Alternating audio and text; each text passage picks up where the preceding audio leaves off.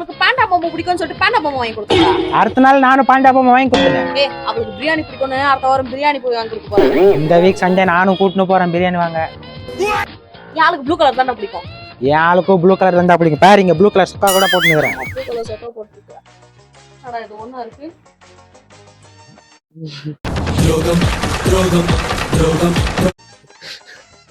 இரே என்ன ஒரே ஒரே சீன் ஃபுல்லா முடிஞ்சிருது. வா டேய் இவன் வேற என்னை ரொம்ப டார்ச்சர் பண்றான்டா.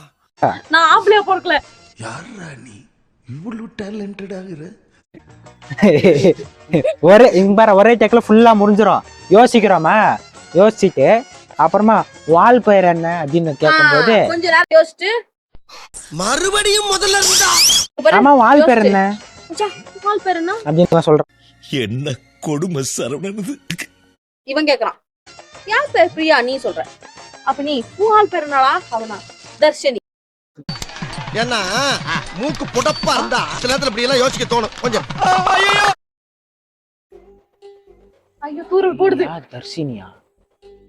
அப்போ நீ தர்ஷினியா அப்படின்னு சொல்லிட்டு பிரியா ஆஹா நம்ம விட்ட நம்ம கிட்டே போடுறேன். தர்ஷினியா நீங்க ரெண்டு பேரும் இப்படி ஆப்போசிட்ல திரும்பின்னு ஃபோன் பண்றீங்க. டிக் டிக் டிக் ஃபோன் பண்ணி ஜப்பான்கார என்னென்னமோ கண்டுபிடிக்கிறா.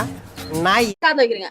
நீங்கள் தொடர்பு கொள்ளும் வாடிக்கையாளர்கள் டர்போடன் யாரும் தொடர்பு கொள்ளீர்கள். என்னங்க எனக்கு ஒண்ணுமே புரியல. அதுதானப்பா எனக்கும் புரியல. அன்னைக்கு நான் இவர் முகத்துல ஒரு தேஜஸ் நீ வந்துட்டு அத வந்துட்டு அங்க பேக்ரவுண்ட்ல நீ சும்மா வாய்ஸ் கொடுத்து நீங்கள் தொடர்பு என்னடா சொல்ற? என்னால நம்ப முடியலையே.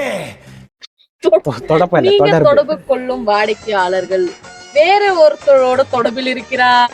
அட கன்றாவிய எப்படி இந்த மனுஷன் எப்படி ஆயிட்டாரு பாத்தியா? ஓகே சொன்னா தெரியல சாக்லேட் வாங்கிட்டான்னு.